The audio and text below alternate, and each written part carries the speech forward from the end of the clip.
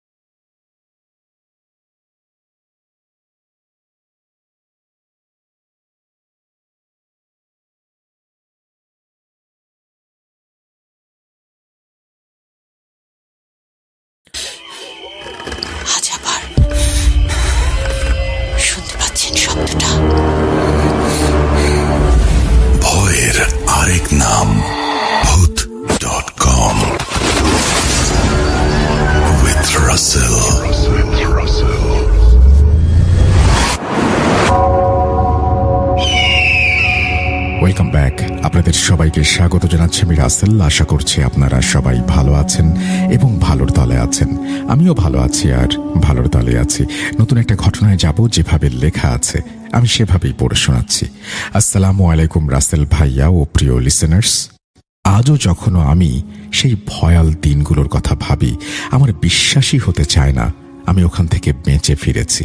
আমি কখনো কল্পনাও করিনি আমার নিজের জীবনেও এভাবে একটা বিপন্নতা আসবে।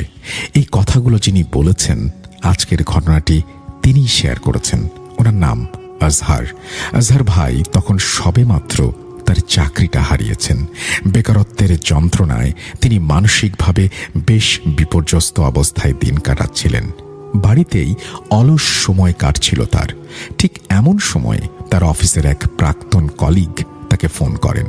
তার এই কলিগ বয়সে এবং পদে তার চেয়ে অনেক সিনিয়র ছিলেন। ভদ্রলোকের নাম সরওয়ার সাহেব। তিনি আজহার ভাইকে ফোন করে বেশ আকুতি মিনতি করেই তার বাসায় ডাকেন। সরওয়ার সাহেব জানতেন আজহার ভাই এখন বেকার, তাই হয়তো কোনো কাজের উছিলায় বা সাহায্যের প্রয়োজনে তিনি ডেকেছেন। আজহার ভাই সিনিয়র কলিগকে সম্মান করতেন, তাই তিনি আর না করতে পারেননি। তিনি ভাবলেন হয়তো চাকরির কোনো খোঁজ দেবেন বা কোনো জরুরি প্রয়োজন আছে। আজহার ভাই নির্ধারিত সময়ে সরওয়ার ভাইয়ের বাসায় পৌঁছান।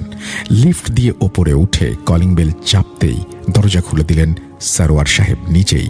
তার চোখ মুখে ছিল গভীর দুশ্চিন্তার ছাপ। আজহার ভাই ড্রয়িং রুমে পা রাখতে যাবেন, ঠিক তখনই ভেতর থেকে এক অমানবিক চিৎকার ভেসে এলো। চিৎকারটা এতই তীব্র আর হিংস্র ছিল যে আজহার ভাই দরজার চৌকাঠে পা রেখেই থমকে গেলেন। তার বুকের ভেতরটা ধক করে উঠল। তিনি এক পা পিছিয়ে এলেন এবং শঙ্কিত গলায় সরওয়ার সাহেবকে বললেন, স্যার, ভেতর থেকে এমন চিৎকার কেন এলো? কোনো দুর্ঘটনা ঘটেছে কি? আমি কি ভুল সময় আসলাম? সরওয়ার সাহেব দীর্ঘশ্বাস ফেললেন। তার চোখ ছলছল করছিল। তিনি আজহার ভাইয়ের হাত ধরলেন। না আজহার, তুমি এসো, ভেতরে এসো। আসলে আমার মেয়েটা অনেকদিন ধরেই অসুস্থ। আমরা বুঝতে পারছি না ওর কি হয়েছে, মানসিক কোনো সমস্যা বা অন্য কিছু। দিশেহারা লাগছে। বিভিন্ন হাসপাতালে সাইকিয়াট্রিস্ট দেখিয়েছি, কিন্তু কোনো লাভ হচ্ছে না। আজহার ভাই কিছুটা ইতস্তত করে ভেতরে ঢুকলেন। তিনি ভাবলেন হয়তো মেয়েটির কোনো গুরুতর মানসিক রোগ আছে। তিনি বিষয়টাকে স্বাভাবিকভাবে নেয়ার চেষ্টা করলেন। কথা বলতে বলতে তিনি সোফায় বসতে যাবেন, ঠিক তখনই আবার সেই হাড় হিম করা চিৎকার এবং এবার সাথে ধূপধাপ শব্দ। মনে হচ্ছে ভেতরে কেউ প্রচণ্ড ধস্তাধস্তি করছে। আজহার ভাই কৌতূহলী হয়ে ভেতরের রুমের দিকে তাকালেন। দরজাটা সামান্য খোলা ছিল। সেই ফাঁকা দিয়েই তিনি দেখলেন, যা দেখলেন তাতে তার শির দ্বারা দিয়ে ভয়ের শীতল স্রোত বয়ে গেল। তিনি দেখলেন বিছানার উপরে একটি মেয়ে বসে আছে। তার মা এবং বয়স্ক দাদি মিলে তাকে চেপে ধরে রাখার আপ্রাণ চেষ্টা করছে। মেয়েটির শক্তি যেন কোনো সাধারণ মানুষের মতো নয়। সে হিংস্র বাঘের মতো গর্জন করছে এবং বারবার নিজেকে ছাড়িয়ে নেওয়ার জন্য ছটফট করছে। তার চোখ দুটো জবা ফুলের মতো লাল, চুলগুলো উস্কো খুস্কো। মনে হচ্ছিল সে এখনই তার মা আর দাদিকে কামড়ে ছিঁড়ে ফেলবে। দৃশ্যটা দেখে আজহার ভাই স্তব্ধ হয়ে গেলেন। তিনি সরওয়ার সাহেবের দিকে তাকিয়ে বললেন, স্যার, আসলে ঘটনা কি আমাকে একটু খুলে বলবেন? আপনি তো আগে কখনো মেয়ের অসুস্থতা নিয়ে এভাবে বলেননি। ও কি সবসময় এমন করে? সরওয়ার সাহেব হতাশ ভঙ্গিতে মাথা নাড়লেন। গত 2-3 বছর হলো এই অবস্থা। প্রথমে এতটা ছিল না, কিন্তু দিন দিন এটা বাড়ছে। ও সারাদিন গভীর ঘুমে আচ্ছন্ন থাকে, কিন্তু যেই সন্ধ্যা নামে রাত হয় ও জেগে থাকে। তারপর শুরু হয় এই তাণ্ডব। সারা ঘর ঘুরে বেড়ায়, আসবাবপত্র ভাঙচুর করে, রান্নাঘরে গিয়ে কাঁচা সবজি বা চাল চিবিয়ে খায়।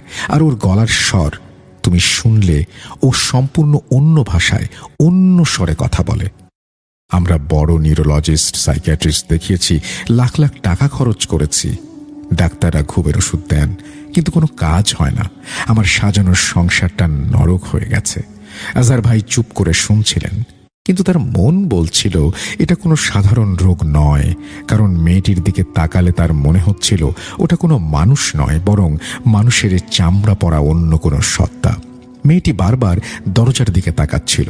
সে বুঝতে পেরেছে আজহার ভাই ওখানে আছে এবং সে আজহার ভাইয়ের উপর আক্রমণ করতে চায়। আজহার ভাই মনে মনে ভাবলেন, আমি এখানে এসেছিলাম কাজের খোঁজে বা সাহায্যের আশায়, কিন্তু এখন তো দেখছি আমি নিজেই মহা বিপদে পড়ে যাচ্ছি। তবু ভদ্রতার খাতিরে তিনি উঠে গিয়ে সরওয়ার সাহেবকে সাহায্য করার চেষ্টা করলেন। তিনি ভাবলেন মেয়েটিকে হয়তো একটু শান্ত করা দরকার। তিনি যেই রুমের দিকে পা বাড়ালেন, মেয়েটি হঠাৎ অদ্ভুতভাবে শান্ত হয়ে গেল। তারপর আজহার ভাইয়ের দিকে তাকিয়ে পুরুষালী ভারী গলায় চিৎকার করে উঠল, বের কর, এই ছেলেকে এখনই বের কর, কেন এসেছে এখানে? এই কথা শোনার পর আজহার ভাইয়ের পায়ের নিচ থেকে মাটি সরে গেল। কোনো মেয়ে মানুষের গলা এমন ভারী গম্ভীর পুরুষের আওয়াজ বের হতে পারে, এটা কি সম্ভব? তিনি তার জীবনে এমন দৃশ্য সরাসরি কখনোই দেখেননি। মেয়েটির মা আর দাদি তাকে কিছুতেই সামলাতে পারছিলেন না। আজহার ভাই বুঝলেন এখানে তার থাকার চেয়ে পালানোই বুদ্ধিমানের কাজ। কিন্তু সরওয়ার সাহেবের অসহায় মুখ দেখে তিনি চলেও যেতে পারছিলেন না। আজহার ভাই একটু সাহস সঞ্চয় করলেন। তিনি ছেলেবেলা থেকেই নামাজি এবং পরহেজগার মানুষ। আল্লাহ ও রসুলের ওপর তার অগাধ বিশ্বাস।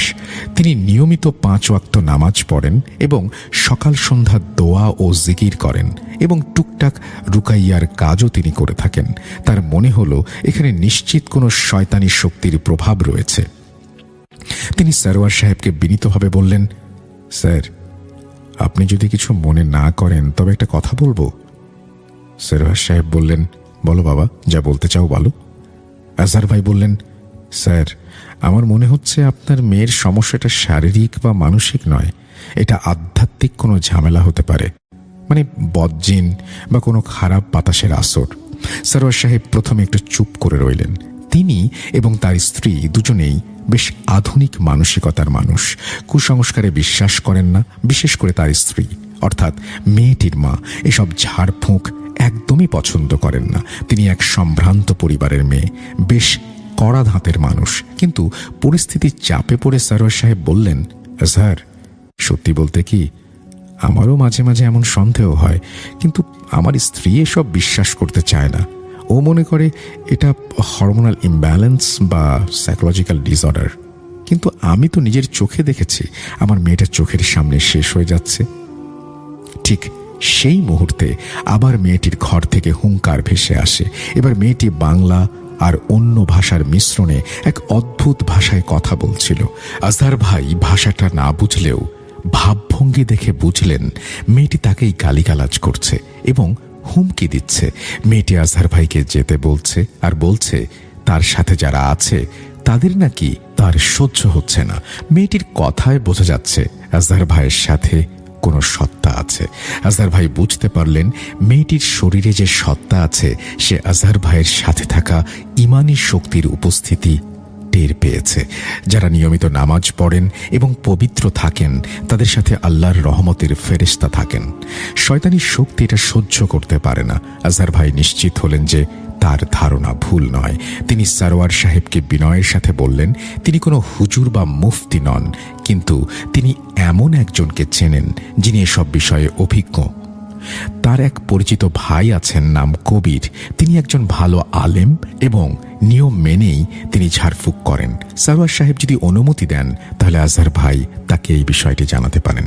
সরওয়ার সাহেব যেন অন্ধকারের মাঝে আলোর রেখা দেখলেন। তিনি হাত জোর করে বললেন, বাবা, তুমি যা ভালো মনে করো তাই করো, আমার মেয়ের জীবন চাই, টাকা পয়সা যা লাগে আমি দেব। সরওয়ার সাহেবের অনুমতি পেয়ে আজহার ভাই ড্রয়িং রুমের এক কোনায় গিয়ে কবির ভাইকে ফোন করলেন। কবির ভাই মাদ্রাসার শিক্ষক এবং জিন জাদুর চিকিৎসায় বেশ পারদর্শী। আজহার ভাইয়ের ফোনে বিস্তারিত সব শুনলেন তিনি।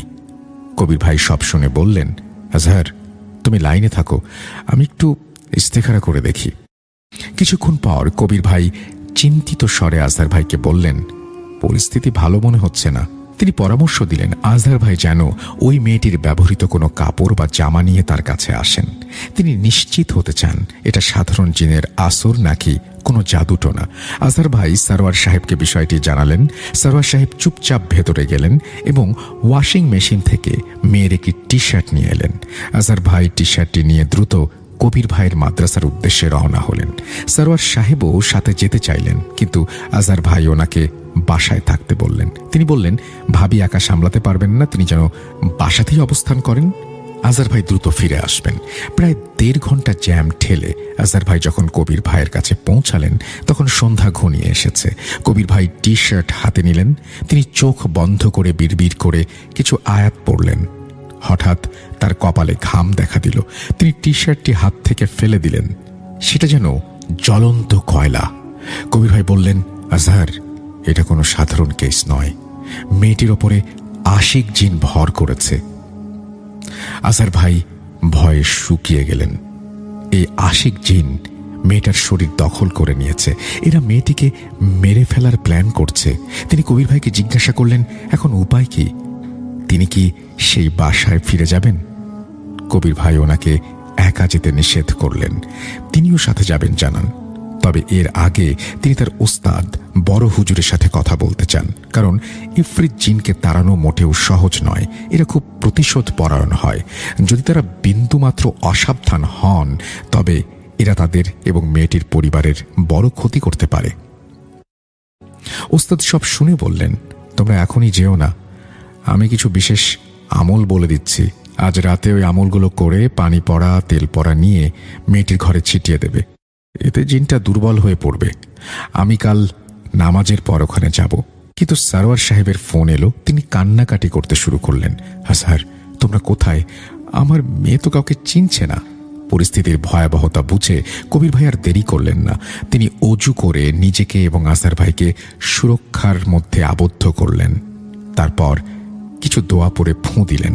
বললেন, চলো আল্লাহর নাম নিয়ে রওনা হই। তারা যখন সারোয়ার সাহেবের বাসায় পৌঁছালেন তখন রাত 10টা। দরজা খোলা মাত্রই এক ভয়াবহ দৃশ্য তাদের চোখে পড়ল। ড্রয়িং রুমের আসবাবপত্র সব উল্টে পড়ে আছে। টিভিটা ভাঙা, কাঁচের টুকরো সারা ফ্লোরে ছড়ানো। মেয়েটির নাম সাদিয়া। সে সোফার ওপর দাঁড়িয়ে আছে। তার মুখ দিয়ে লালা ঝরছে আর সে অমানসিক গালিগালাজ করছে। কবির ভাইকে দেখেই সাদিয়া হিংস্র হয়ে উঠল। সে হাতের কাছে থাকা একটা ভারী ফুলদানি ছুঁড়ে মারল কবির ভাইয়ের দিকে। কবির ভাই চট করে সরে গেলেন। ফুলদানিটা দেয়ালে চূর্ণ বিচূর্ণ হয়ে গেল। কবির ভাই উচ্চ স্বরে সূরা পড়তে লাগলেন। একসময় সে কানে হাত দিয়ে চিৎকার করতে লাগলো, থাম থাম, আমি তোদের জ্বালিয়ে দেব, আমার শরীর জ্বলছে। সারোয়ার সাহেব এবং তার স্ত্রী কোনায় দাঁড়িয়ে থরথর করে কাঁপছিলেন। যে স্ত্রী আগে এসব বিশ্বাস করতেন না, তিনি এখন নিজের চোখে মেয়ের এই অবস্থা দেখে পাথরের মতো হয়ে গেছেন। কবির ভাই আজহারকে ইশারা করলেন আজান দিতে। আজহার ভাই সাহস করে উচ্চ স্বরে আজান দেয়া শুরু করলেন। আজানের ধ্বনি শুনে সাদিয়ার ভেতরের সত্তাটি যেন আরো অস্থির হয়ে উঠল। সে ধপ করে সোফায় বসে পড়ল এবং অদ্ভুত ভঙ্গিতে হাসতে শুরু করল। সাদিয়া বলতে শুরু করল, তোরা আমাকে এখান থেকে তাড়াতে পারবি না। আমি এই শরীর পছন্দ করেছি, ও আমার। কবির ভাই গম্ভীর গলায় বললেন, তুমি কে? এই মাসুম মেয়েটাকে কষ্ট দিচ্ছ কেন? আল্লাহর সৃষ্টিকে কষ্ট দেয়া হারাম। বের হয়ে যাও, নইলে আল্লাহর লানত পড়বে তোমার ওপরে। মেয়েটি এবার দ্বৈত স্বরে কথা বলতে শুরু করল। আমি কানিস, আমি সাদিয়ার বান্ধবী। ও আমাকে কথা দিয়েছিল আমরা সবসময় একসাথে থাকব। সারোয়ার সাহেব চমকে উঠলেন। তিনি ফিসফিস করে বললেন, কানিস, ও তো সাদিয়ার স্কুল ফ্রেন্ড ছিল। 3 বছর আগে ক্যান্সারে মারা গেছে। সাদিয়া ওর মৃত্যুতে খুব ভেঙে পড়েছিল। ও সব সময় কানিসের কবরের কাছে যেত, কানিসের ছবি নিয়ে বসে থাকত। কবির ভাই বুঝতে পারলেন ব্যাপারটা। তিনি বললেন, শুনুন, মৃত মানুষের রূহ দুনিয়াতে ফিরে আসে না। সে কানিজ নয়, সে কানিজের সাথে থাকা শয়তান কারিন। সে সাদিয়ার আবেগের সুযোগ নিয়ে ওর ঘাড়ে চেপেছে, আর তার সাথে যে পুরুষ জিনটা আছে সেই সুযোগে সাদিয়ার ওপর কুদৃষ্টি দিচ্ছে। সাদিয়া খিক খিক করে হেসে উঠল, বলল, ঠিক ধরেছিস মোল্লা, আমি ওর সাথে, কারণ ও আমাকে ডেকেছে। কবির ভাই বুঝলেন এদের সাথে কথায় কাজ হবে না। তিনি পকেট থেকে আতর বের করে সাদিয়ার নাকে ধরলেন এবং জোরে জোরে রুকাইয়ার আয়াত পড়তে শুরু করলেন। জিনটা ছটফট করতে করতে একসময় ক্লান্ত হয়ে শুয়ে পড়ল। কবির ভাই বললেন, আপাতত আমি একে বন্দি করছি, কিন্তু এটা সাময়িক। ওস্তাদজি না আসা পর্যন্ত একে পুরোপুরি তাড়ানো যাবে না। সেই রাতটা ছিল আজহার ভাইয়ের জীবনের দীর্ঘতম রাত। সারোয়ার সাহেব, আজহার ভাই এবং কবির ভাই ড্রয়িং রুমে বসে রইলেন। সাদিয়ার রুমের দরজা বাইরে থেকে লক করা, কিন্তু ভেতর থেকে সারা রাত আঁচড়ানোর শব্দ, ফিসফিসানি এবং মাঝে মাঝে জানালার কাঁচে টোকা দেওয়ার শব্দ আসছিল। মনে হচ্ছিল পুরো বাড়িটা জীবন্ত হয়ে উঠেছে। রান্নাঘর থেকে বাসন পড়ার শব্দ আসছে, অথচ সেখানে কেউ নেই। বাথরুমে পানির কল নিজে থেকেই ছেড়ে যাচ্ছে। ভোর হওয়ার সাথে সাথে কবির ভাইয়ের ওস্তাদ এলেন। তার চেহারা নুরানি, দেখলেই মনে হয় একজন আল্লাহওয়ালা মানুষ। তিনি এসেই পুরো বাড়িটা একবার ঘুরে দেখলেন, তারপর বললেন, এই বাসায় অনেক বছর ধরে নামাজ কালাম হয় না। ওস্তাদ সাদিয়ার রুমে ঢুকলেন। সাদিয়া তখনও ঘুমাচ্ছিল। তিনি তার কপালে হাত রাখতেই সাদিয়া ছিটকে সরে গেল এবং এক লাফে বিছানার এক কোণায় চলে গেল। তার চোখ দিয়ে আগুনের মতো ঘৃণা বের হচ্ছিল। শুরু হলো এক মহাজাগতিক যুদ্ধ। সাদিয়ার শরীর থেকে যেন ধোঁয়া বের হতে শুরু করলো। সে চিৎকার করে বলল, তুই থাম, নইলে এই মেয়েকে আমি মেরে ফেলবো। ওস্তাদ থামলেন না, তিনি তেলাওয়াত চালিয়ে গেলেন। আজহার ভাই এবং কবির ভাই সাদিয়ার হাত পা চেপে ধরলেন। মেয়েটির গায়ে যেন 10টা হাতির শক্তি। সে আজহার ভাইকে এক ধাক্কায় ফেলে দিল, কিন্তু কবির ভাই হাল ছাড়লেন না। দীর্ঘক্ষণ ধস্তাধস্তির পর জিনটি দুর্বল হয়ে পড়ল। ঠিক আছে, ঠিক আছে, আমি যাব, আমাকে জ্বালিও না, আমি চলে যাব। ওস্তাদ বললেন, কোথায় যাবি? কখনো আসবি ফিরে? জিনটি কানিজের কারিনকে নিয়ে চলে যাবে, আর ফিরে আসবে না বলল। শায়ক বললেন, আল্লাহর কসম নিয়ে ওয়াদা কর। জিনটি ওয়াদা করল, আমি সাদিয়ার পায়ের কনিষ্ঠ আঙুল দিয়ে বের হব। একটু রক্ত বের হবে, কিন্তু ঠিক হয়ে যাবে। সবাই একটু স্বস্তির নিঃশ্বাস ফেললেন। মনে হলো বিপদ কেটে গেছে। সাদিয়ার শরীরটা হঠাৎ শিথিল হয়ে গেল। সে চোখ বন্ধ করল। আলহামদুলিল্লাহ, ও এখন মুক্ত। কিন্তু এখানেই ঘটনার শেষ নয়। আসল বিভীষিকা তখনও বাকি। ওস্তাদ রুম থেকে বের হতে যাবেন, হঠাৎ তিনি থমকে দাঁড়ালেন। তিনি ফিরে তাকালেন সাদিয়ার দিকে। সাদিয়া চুপচাপ শুয়ে আছে, কিন্তু তার হাতের আঙুলগুলো অদ্ভুত একটা ছন্দে নড়ছে। ওস্তাদ দ্রুত সাদিয়ার কাছে গেলেন এবং তার চোখের পাতা উল্টে দেখলেন। সাদিয়ার চোখের মণি স্থির হয়ে আছে, কিন্তু তার ভেতরে একটা কালো ছায়া নড়াচড়া করছে। ওস্তাদ চিৎকার করে উঠলেন, দরজা বন্ধ করো, ও যায়নি, ও আমাদের ধোঁকা দিয়েছে, ও শরীরের গভীরে লুকিয়ে আছে। কথা শেষ হতে না হতেই সাদিয়া উঠে বসল। এবার তার চেহারা সম্পূর্ণ বিকৃত, তার মুখটা অস্বাভাবিক হয়ে গেল, চোয়ালটা যেন ঝুলে পড়ল। সে এমন এক ভাষায় কথা বলল যা পৃথিবীর কোনো ভাষা বলে মনে হলো না। ঘরের লাইটগুলো নিভে গেল, আবার জ্বলে উঠল একটু পরেই। ফ্যানটা প্রচণ্ড গতিতে ঘুরতে শুরু করলো, যেন খুলে পড়ে যাবে। সেই সত্তাটি, সেই ইফরিত এবার নিজের আসল রূপ দেখালো। সে সাদিয়ার গলার স্বর ব্যবহার করে বলল, বোকা মানুষ, আমি কি এত সহজে যাওয়ার জন্য এসেছি? আমি ওর রক্তের সাথে মিশে গেছি। আমি যদি বের হতে চাই তাহলে ও মারা যাবে। বলেই সে নিজের গলায় নিজেই হাত দিয়ে চাপ দিতে শুরু করলো। সাদিয়ার মুখ নীল হয়ে যাচ্ছিল, সে ছটফট করছিল। সারোয়ার সাহেব এবং তার স্ত্রী কান্নায় ভেঙে পড়লেন, আমার মেয়েটাকে বাঁচান, ও মরে যাচ্ছে। ওস্তাদ প্রচণ্ড রাগান্বিত হলেন। তিনি বললেন, কবির, আজহার, ওকে ধরো।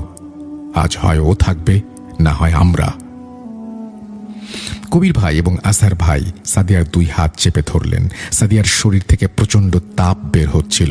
মনে হচ্ছিল তারা কোনো জ্বলন্ত লাভার পিণ্ড ধরে আছেন। ওস্তাদ সূরা পাঠ করা শুরু করলেন। ঘরের বাতাস ভারী হয়ে গেল, মনে হচ্ছে ভূমিকম্প হবে। সাদিয়ার শরীর থেকে কালো ধোঁয়ার মতো কিছু একটা বের হতে চাইল, আবার ঢুকে গেল। জিনটি যেন মরণ কামড় দিচ্ছে। সে আজহার ভাইয়ের দিকে তাকিয়ে বলল, আমি তোর সাথে যাব, তোর শরীরে প্রবেশ করব। এই বলে সে সাদিয়ার শরীর থেকে একটা কালো ছায়ার মতো আকৃতি নিয়ে আজহার ভাইয়ের দিকে ধেয়ে এলো। আজহার ভাই অনুভব করলেন এক প্রচণ্ড ধাক্কা। তার মনে হলো তার শ্বাস বন্ধ হয়ে আসছে, কিন্তু তিনি থামলেন না। তিনি দোয়া পড়তে লাগলেন, ওস্তাদ সাথে সাথে আজহারের গায়ে ফু দিলেন এবং সাদিয়ার দিকে তার তসবিহ ছুড়ে দিলেন। ওস্তাদ গর্জন করে বললেন, তুই পালানোর পথ পাবি না। ওস্তাদ একটি গ্লাসে পানি নিয়ে তাতে ফু দিলেন এবং সাদিয়ার মুখে ছিটিয়ে দিলেন। সাথে সাথে সাদিয়া বিকট চিৎকার করে উঠল। তার চিৎকারে জানালার কাঁচ ঝনঝন করে ভেঙে পড়ল। জ্বলছি, আমি জ্বলছি। সাদিয়ার মুখ দিয়ে গলগল করে কালো রঙের দুর্গন্ধযুক্ত বমি বের হলো। বমির সাথে বের হয়ে এলো কিছু চুল, পিন এবং জমাট বাঁধা রক্ত। এটাই ছিল সেই জাদু যার মাধ্যমে জিনটি তার শরীরে বাসা বেঁধেছিল। জিনটি শেষবারের মতো আর্তনাদ করে উঠল। ওস্তাদ বললেন, তোর সময় শেষ, তুই অনেক সুযোগ পেয়েছিলি। ওস্তাদ তেলাওয়াত চালিয়ে গেলেন যতক্ষণ না ঘরের পরিবেশ শান্ত হয়। সাদিয়ার শরীরটা বিছানায় এলিয়ে পড়ল। কালো ছায়াটা মিলিয়ে গেল। ঘরের সেই পচা গন্ধটা মুহূর্তে উধাও হয়ে গেল। পরিবর্তে এক অদ্ভুত ফুলের সুবাস ছড়িয়ে পড়ল ঘরে। সাদিয়ার চোখ মেলল। এবার তার চোখ স্বাভাবিক। সে ক্লান্ত, দুর্বল গলায় ডাকল, বাবা, মা, আমি কোথায়? সরওয়ার সাহেব এবং তার স্ত্রী দৌড়ে গিয়ে মেয়েকে জড়িয়ে ধরলেন। তাদের কান্নায় পরিবেশটা ভারী হয়ে উঠল। আজহার ভাই এবং কবির ভাই ক্লান্ত হয়ে ফ্লোরে বসে পড়লেন। তাদের শরীর ঘামে ভিজে গেছে। ওস্তাদ পানি খেয়ে একটু জিরিয়ে নিলেন। তিনি বললেন, আলহামদুলিল্লাহ, আজ বড় বিপদ থেকে আল্লাহ রক্ষা করেছেন। জিনটা খুব ভয়ানক ছিল। সাদিয়াকে মেরে ফেলার প্ল্যান করছিল সে। সরওয়ার সাহেব আজহার ভাইয়ের হাত ধরে কাঁদতে কাঁদতে বললেন, আজহার, তুমি না থাকলে আমার মেয়েটাকে বাঁচাতে পারতাম না। আমি সারা জীবন তোমার কাছে ঋণী। আজহার ভাই বললেন, স্যার, সবই আল্লাহর ইচ্ছা, আমি তো উসিলা মাত্র। এই ঘটনার পর সরওয়ার সাহেবের পরিবার পুরোপুরি বদলে গেছে। তারা এখন নিয়মিত নামাজ পড়েন। সাদিয়াও এখন পুরোপুরি সুস্থ। সে তার পড়াশোনা আবার শুরু করেছে। কিন্তু আজহার ভাই আজও রাতে ঘুমানোর আগে সেই ভয়াবহ দৃশ্য ভুলতে পারেন না। তিনি বুঝতে পেরেছেন এই দৃশ্যমান জগতের বাইরেও এক অদৃশ্য জগৎ আছে যা আমরা সাধারণ চোখে দেখি না। আর সেখানে এমন কিছু শক্তি আছে যার সাথে লড়াই করার ক্ষমতা মানুষের নেই, আল্লাহ ছাড়া। প্রিয় লিসেনার্স, এই ছিল আজকের ঘটনা। আজকের ঘটনাটি আমার সাথে শেয়ার করেছেন ওসমান আজহার ভাই। তিনি আমার বন্ধু। তার ঘটনাটি কেমন লেগেছে জানাবেন। আজকের মতো আমি সিফাত আলম বিদায় নিচ্ছি। আসসালামু আলাইকুম।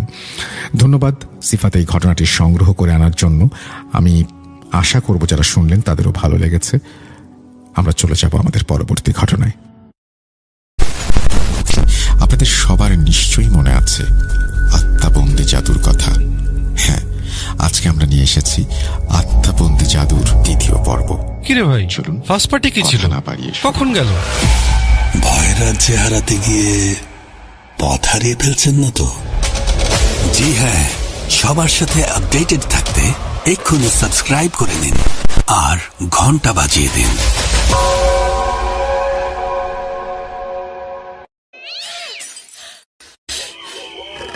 আজ আবার শুনতে পাচ্ছেন শব্দটা? ভয়ের আরেক নাম ভূত.com with Russell.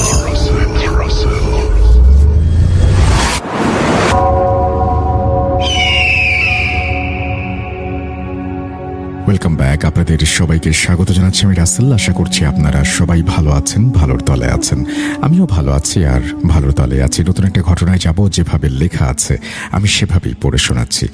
আসসালামু আলাইকুম রাসেল ভাই, আশা করি আল্লাহর অশেষ রহমতে আপনি ভালো আছেন। আর যারা যারা এই ঘটনা শুনছেন আপনারাও সবাই ভালো থাকুন, এই দোয়াই করি। আমি শুরুতেই ক্ষমা চেয়ে নিচ্ছি, আমার লেখায় অনেক ভুল থাকতে পারে। আমি বেশি গুছিয়ে সুন্দর করে লিখতে পারি না, তাই অনুগ্রহ করে ক্ষমা সুন্দর দৃষ্টিতে দেখবেন। এর আগেও আমি একটি আম গাছের ঘটনা পাঠিয়েছিলাম, সেটা সিলেক্ট হয়েছে কিনা জানি না। আজ আমার জীবনে ঘটে যাওয়া আরেকটি সত্য ঘটনা আপনাদের সাথে শেয়ার করছি। আমি একজন নিয়মিত লিসেনার। আপনাদের ঘটনা শুনে ভয় পাওয়া আমার কাছে এখন খুব স্বাভাবিক ব্যাপার হয়ে গেছে। কারণ অনেক সময় এমন কিছু ঘটে যেগুলো তখন অস্বাভাবিক মনে না হলেও পরে মনে হলে বুঝি সব কিছু স্বাভাবিক ছিল না। আজ যে ঘটনাটা বলবো সেটা 2021 সালের। এই ঘটনাটা বানানো কোনো ঘটনা না, এইটা সেই রাতের ঘটনা যেদিন আমি বুঝেছিলাম সবসময় মানুষ একা থাকে না, যদিও সে একাই হাঁটে। আমার নাম মেহেদী হাসান সজীব। 2021 সালের কথা। ইন্টারমিডিয়েট পরীক্ষা শেষ করে গ্রামে যাই ঘোরার জন্য। বলে রাখা ভালো, আমি এসএসসি পাশ করেছি আমাদের গ্রাম থেকেই। ইন্টারমিডিয়েটে এসে আমি ঢাকায় ভর্তি হই। মাঝে করোনা কাল যায়, সে সময় সারাদিন বাসায় থাকার কারণে ইন্টারমিডিয়েট পরীক্ষা শেষে শীত ছিল, তাই গ্রামে চলে যাই। শীত উপভোগ করাই ছিল উদ্দেশ্য। আপনারা অনেক ভালোভাবেই জানেন, শীত, গরম, বৃষ্টি 3 সিজনেই সবকিছু হয় অতিরিক্ত মাত্রায় উত্তরবঙ্গে। তো শীত উপভোগ করার জন্যই চলে যাই গ্রামে।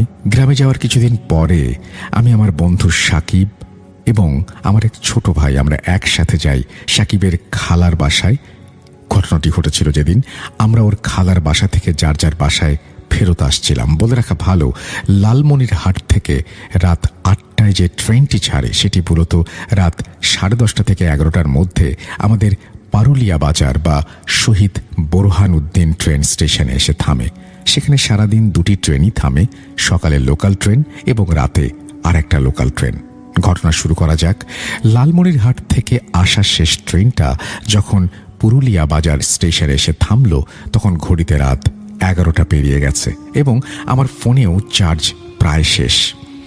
ট্রেন থেকে নামতেই এক ধরনের ঠান্ডা বাতাস পড়ল শরীরের ভেতর। যাত্রী বলতে হাতে গোনা 2-1 জনই নেমেছিলেন। বলে রাখা ভালো, আমাদের স্টেশনে কোনো স্টেশন মাস্টার নেই কোনো লাইট, দারোয়ান বা চৌকিদার।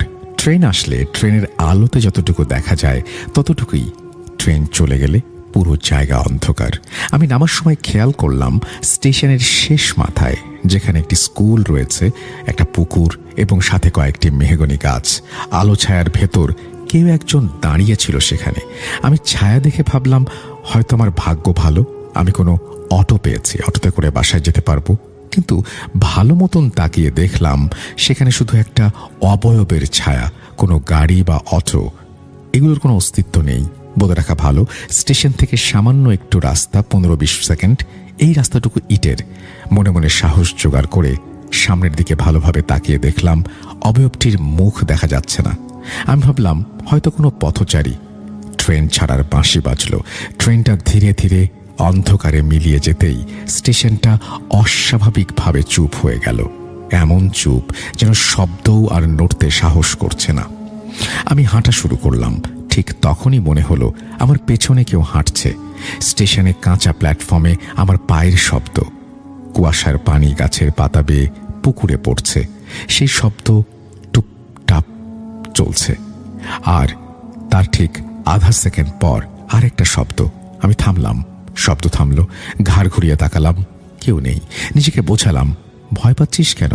সামনেই তো বাজার, সেখানে কেউ না কেউ থাকবেই, অটোও থাকবে। আমি আবার হাঁটা শুরু করলাম। এবার শব্দটা স্পষ্ট, আমার পেছনে আরেকজন হাঁটছে, কিন্তু তার পায়ের শব্দটা ঠিক মানুষের মতো না, একটু ভারী। মনে হচ্ছে কেউ একজন খুঁড়িয়ে খুঁড়িয়ে একটু টেনে টেনে হাঁটছে। স্টেশন পেরিয়ে যখন মেইন রোডে উঠলাম, ল্যাম্প পোস্টের আলোতে অনেকটা সাহস পেলাম। হাঁটতে হাঁটতে সামনে পুরুলিয়া বাজার এসে পড়ল। সেখানে যেতেই মনে হলো বাজারটা আমাকে দেখছে। বন্ধ দোকানগুলোর শাটারগুলো হালকা কাঁপছে, বাতাসে ধুলো উঠছে, আর সেই ধুলোর ভেতর বারবার মনে হচ্ছে কেউ দাঁড়িয়ে আছে। একবার মনে হলো আমি যতটাই হেঁটে যাচ্ছি প্রত্যেকটি দোকানের শাটারের গায়ে একটা ছায়া লেগে আছে, কিন্তু আমি তাকাতেই সেটা নেই। নিজেকে বুঝিয়ে বললাম এটা হ্যালুসিনেশন। মনে মনে কিছু সূরা পড়তে পড়তে হাঁটা শুরু করলাম। বাজার শেষ হতেই, বা বলা যায় ওটাই বাজারের শুরু। সামনে নদী। রাতে নদীটা কালো আয়নার মতো। শীতের সময় সাধারণত নদীতে অতটা পানি থাকে না, কিছু কিছু জায়গায় অল্প অল্প পানি জমে থাকে। সেগুলো রাতে চাঁদের আলোতে দেখতে ভারী সুন্দর লাগে। আমি দাঁড়িয়ে থাকতেই পানির ভেতর থেকে ঢেউ ভাঙার শব্দ এলো, কিন্তু বাতাস ছিল না। ঠিক তখনই আমার কানের খুব কাছে একটা নিঃশ্বাসের শব্দ। কেউ যেন খুব ধীরে শ্বাস নিচ্ছে। আমি বুঝতে পারছিলাম কিছু একটা খারাপ আমার সাথে হতে চলেছে। নদী পার হতেই চেয়ারম্যানের চাতাল বা বুড়ির দোকান। জায়গাটা সম্পর্কে যদি আপনাকে ধারণা দেই, ঢাকা মহাসড়ক চলে গিয়েছে, তার ডান পাশ দিয়ে একটি ছোট্ট পাকা রাস্তা। অবাক করা বিষয় হলো রাস্তাটি বেশি দূরে দেখা যায় না। সামনে তাকালেই বাঁশঝাড়, তাকিয়ে থাকলে বোঝা যায় একরাশ কালো অন্ধকার রাস্তাটিকে গিলে ফেলেছে। এই জায়গায় ঢুকতেই বুকটা এমনভাবে ধকধক করতে লাগলো যেন কেউ ভেতর থেকে চাপ দিচ্ছে। এখানে এসে হঠাৎ স্পষ্ট বুঝলাম আমি একা নই, কারণ আমার কানের পাশে কেউ খুব নিচু গলায় বলল, চল। এই শব্দটা কানে না, মাথার ভেতরে ঢুকেছিল। আমি যতটুকু সূরা পারতাম মনে মনে সেগুলো পড়ছিলাম, বেশি বেশি করে পড়ছিলাম আর হাঁটছিলাম। পেছনের শব্দও বাড়ছে। কিছুটা হেঁটে সামনে গেলেই দেখা গেল সেখানকার এতিমখানা আর মসজিদ। মসজিদটা তখন নির্মাণাধীন, সেখানে কোনো আলো নেই। এতিমখানার শিক্ষার্থীরা হয়তো ঘুমাচ্ছে, কারণ রাত তখন প্রায় 11:30টার ওপর। মসজিদের পাশ দিয়ে যাওয়ার সময় অদ্ভুত একটা ব্যাপার ঘটল। এতিমখানার লাইট 1 সেকেন্ডের জন্য জ্বলে উঠল। ঠিক তখনই মনে হলো পেছনে জিনিসটা থেমে গেছে। আমি একটু স্বস্তি পেলাম, কিন্তু সেই স্বস্তি বেশিক্ষণ থাকলো না। মসজিদ পার হতেই আবার সেই একই ব্যাপার। সেখানে রয়েছে একটি ভয়ঙ্কর বটগাছ, যার রয়েছে অনেক ভয়ঙ্কর কাহিনী, যা এলাকার প্রায় সবাই জানে। রাস্তায় দাঁড়িয়ে ভাবছিলাম এখন এই গাছের নিচ দিয়ে যেতে হবে। আগে থেকেই আমার সাথে ঘুরে বেড়াচ্ছে বিভিন্ন ধরনের ঘটনা। পুরো একটি ভয় আমাকে গিলে খাচ্ছে।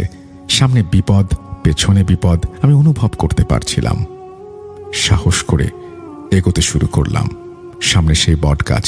গাছটার নিচ দিয়ে যাওয়ার সময় হঠাৎ মনে হলো শরীরটা অনেক ভারী হয়ে গেছে, ক্লান্তি কাজ করছে। সামনে হাঁটার মতো কোনো শক্তি নেই। ঘড়ি দেখার জন্য ফোন বের করলাম, কিন্তু চার্জ 2%। বটগাছের ভেতর থেকে শব্দ আসছিল, খস খস, যেন কেউ পাতার ভেতর দিয়ে নেমে যাচ্ছে। অনেকগুলো ডাল ভেঙে নিচে পড়ছে। আমি স্পষ্ট বুঝলাম যেটা স্টেশন থেকে আমার পেছনে আসছিল, এখন সেটা আমার খুব কাছে। আমি দৌড় দিলাম। সামনে চৌরাস্তা, ঢাকা মহাসড়ক আর 2টা মাটির রাস্তা। ঠিক মাঝখানে এসে হঠাৎ পা দুটো জমে গেল, কারণ এবার শব্দটা সামনে থেকে এলো, সজীব। এইবার নামটা একদম স্পষ্ট। আমি চোখ বন্ধ করে দৌড়ালাম, কারণ সেখান থেকে দৌড়ে গেলে প্রায় 5 মিনিটের মতন রাস্তা, তারপর আমার বাড়ি। এবং সামনেই ছিল মেম্বারের বাসা। 2টা পুকুর, পানি কাঁপছে, বাতাস নেই। মেইন রোডের মোড় ঘুরতেই আমার বাসার সামনে শিমুল গাছ। সেখান থেকে আমার বাসার দূরত্ব 25 থেকে 30 সেকেন্ডের মতো। ছোটবেলায় দাদিদের মুখে শুনেছি সেখানে কিছু একটা থাকে, কিন্তু কোনোদিন দেখিনি। গাছটার নিচে দাঁড়াতেই আমার পেছনে হাঁটার শব্দ থেমে গেল। শেষবারের মতো একটা কথা কানে এলো, আজ থাক। দৌড়ে বাড়ির গেটে ঢুকে দরজা লাগালাম। সারা রাত ঘুমোতে পারিনি, কারণ জানালার টিনে হালকা একটা শব্দ হচ্ছিল, ঠিক যেন কেউ বাইরে দাঁড়িয়ে হাঁটার শব্দ মিলিয়ে যাচ্ছে। আজও জানি না সেই রাতে আমি একা বাড়ি ফিরেছিলাম, নাকি কিছু একটা আমার সাথে এসেছিল, নাকি সম্পূর্ণটাই ছিল আমার মনের ভুল। এই ছিল সেই রাতের ঘটনা। আজও আমি নিশ্চিত না কি হয়েছিল সেদিন। যাই হোক, যারা এখনো ভূত.com সাবস্ক্রাইব করেননি তারা সাবস্ক্রাইব করে নেবেন। আপনাদের সাপোর্টই একদিন এই প্ল্যাটফর্মকে 2 মিলিয়ন সাবস্ক্রাইবারে পৌঁছে দেবে। আমি নিজে ভূত এফএমের সবগুলো এপিসোড ইউটিউবে শুনেছি। এখনো রাতে বের হলে একা সাহস পাই না, কিন্তু যদি কখনো জার্নিতে বের হই আমার কানে থাকে ভূত.com। আমার ঘটনাটা শোনানোর সুযোগ দেওয়ার জন্য আপনাদের ধন্যবাদ। এই বলেই তিনি তার ঘটনা শেষ করেছেন। আশা করছি এই ঘটনাটি আপনাদের ভালো লেগেছে। যদি ভালো লাগে অবশ্যই আমাদের জানাবেন। আমরা চলে যাব আমাদের পরবর্তী ঘটনায়।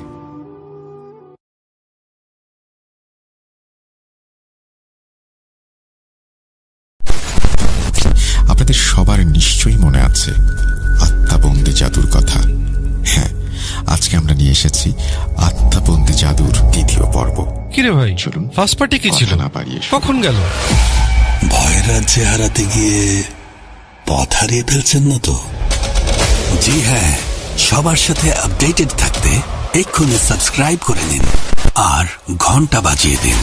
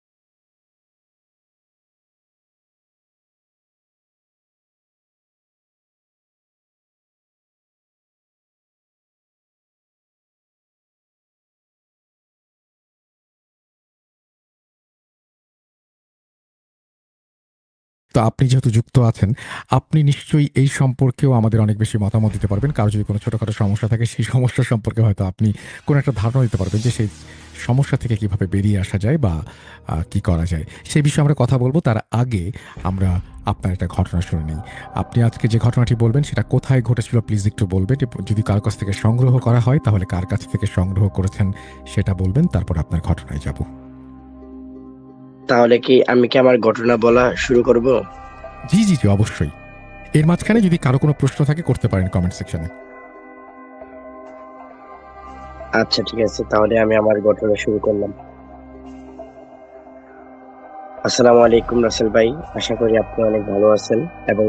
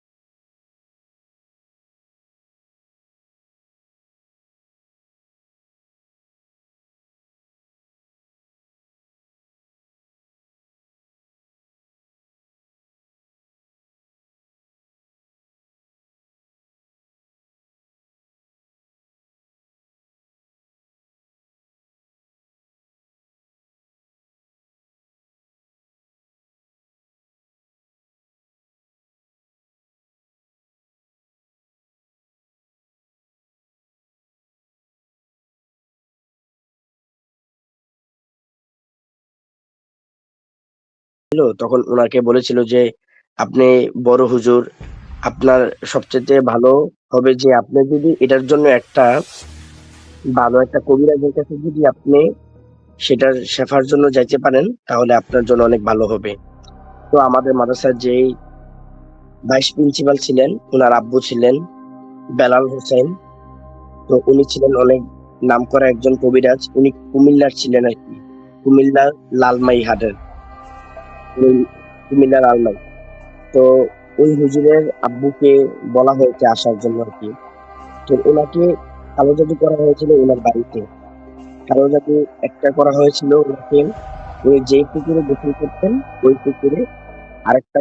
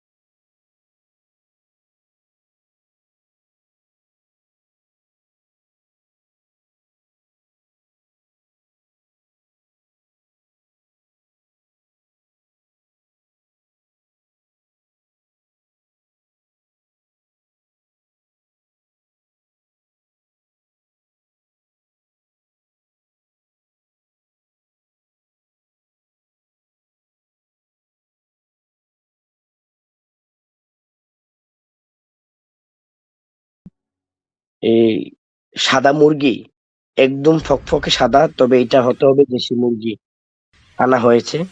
দ্বিতীয়ত, একটা আপনার আমাদের এদিকে অঞ্চলে আছে আপনার চীন হাঁস, ওইটাও সাদা লাগবে আর কি, সাদা হাঁস লাগবে। তো আনাতে তারপরে এই দুইটা হাঁস একসাথে জবাই করে চালের মধ্যে এটার রক্ত মিশ্র করে রেখে দিয়েছে। তখন আমাদের এদিকে আবার ওই আপনি বাটি চালান বলে আর কি, আমাদের এদিকে এটা প্রচলিত। তো এই পরিবাণীর মাধ্যমে এই আপনার যে ওটার মধ্যে জিন প্রবেশ করিয়েছিল আর কি। তো জিন প্রবেশ করিয়ে ওইটার মাধ্যমেই তাবিজগুলো বের করেছে। প্রথম একটা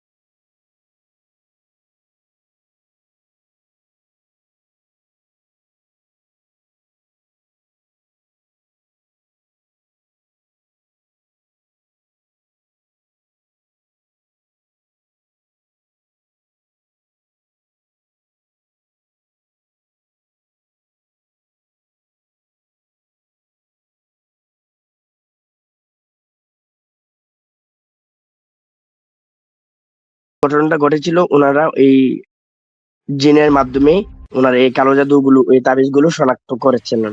শনাক্ত করার পরে ওনাকে বলে, তারপরে ওনাকে এই আবে জমজমের পানি যেগুলো ছিল আর কি, ওই যে জমজম কূপের পানি, ওইগুলো দিয়ে ওনাকে রাত্রে গোসল করানো হয়েছিল। তারপরে যে আজুয়া খেজুর, ওইগুলো ওনাকে খাওয়ানো হয়েছে।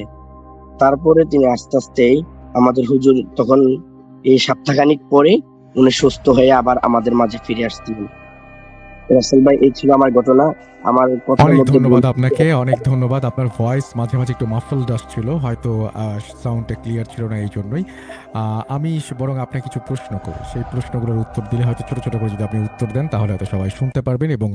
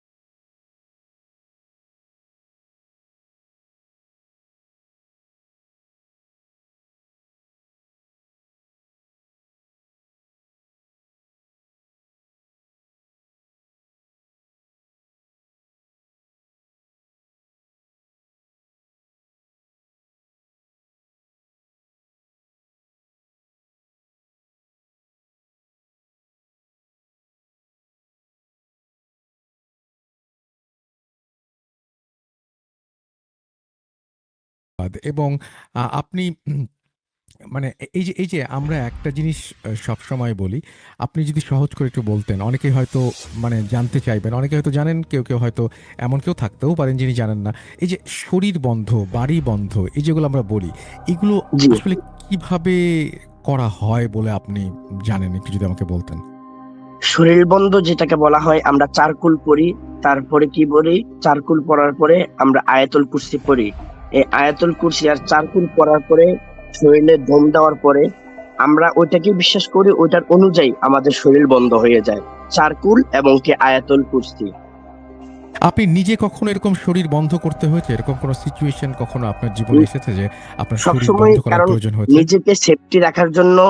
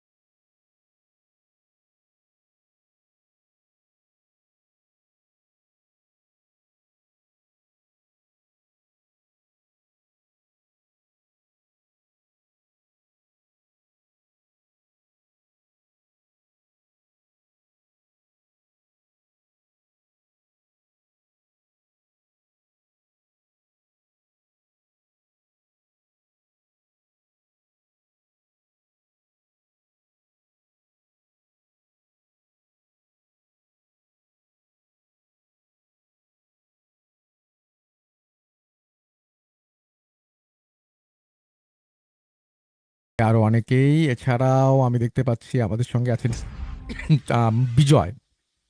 তিনি আছেন মালদ্বীপ থেকে। বগুড়া গাবতলী থেকে নাম লেখেননি, কিন্তু আছেন আমাদের সঙ্গে। ময়মনসিংহ থেকে আছেন আমাদের সঙ্গে অমিত। আপনাদের সবাইকে অসংখ্য ধন্যবাদ এতক্ষণ পর্যন্ত আমাদের সঙ্গে থাকার জন্য। আমরা খুব ছোট্ট করে মঙ্গলবার এবং রবিবার ফিরে আসতে চাই, কিন্তু কখনোই দেখা যায় যে হাফ অ্যান আওয়ারের মধ্যে আমরা শেষ করতে পারি না, শোটা একটু লম্বা হয়েই যায়। সেজন্য আমরা আন্তরিকভাবে দুঃখিত আপনাদের কাছে, কারণ অনেকেই হয়তো এই ওয়ার্কিং ডে বা উইকডেইজে এতটা সময় দিতে চান না। আর যারা ওই যে লাঞ্চ ব্রেকে শুনছেন পৃথিবীর বিভিন্ন জায়গা থেকে, তারাও হয়তো এতটা সময় দিতে পারেন না। তো সেই জন্য আমরা আন্তরিকভাবে দুঃখিত। আশা করছি যে মানে যখন আপনাদের সময় হবে তখন আপনারা পুরো শোটা শুনে নেবেন। আলামিন আছেন সৌদি আরব থেকে। Thank you so much.